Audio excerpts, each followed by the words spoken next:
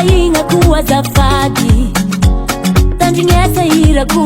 olo mampiady mahay mampisarabady efa igny asanazy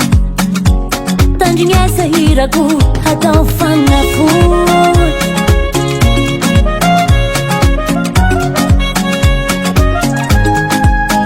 ezay vao tapako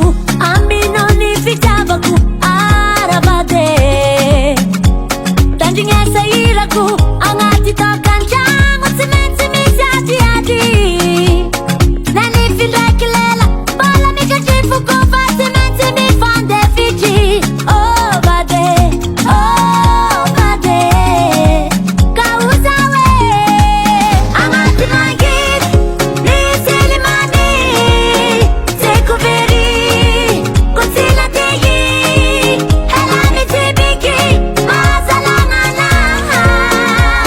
ko tsy matanty lasa boromatagnana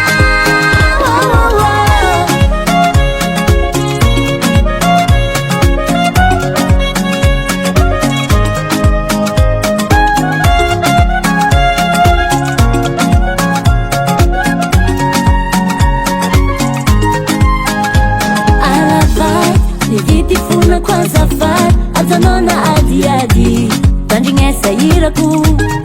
niady mafy anao niaritry adalago efa tsy voafaritry nefa anao nandefitry tandrignesa irako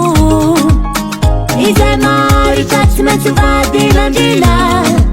aravade oza hoe agnaty mangidy misy limamy seko very ko tsy latehy hela mitsibiky mahasalagna ko tsy matanty lasa boromatagnana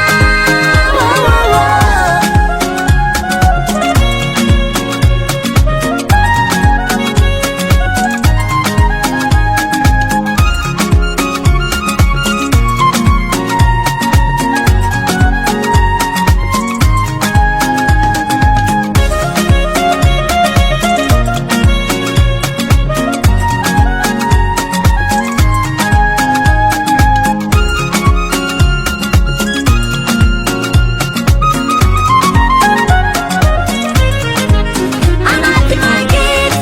misy limamy seko very ko tsy latehy hela mitsibiky mahasalagna ko tsy matanty lasa boromatagnana agnaty mangidy misy limamy seko very ko tsy latehy hela mitsibiky mahasalagna ko tsy matanty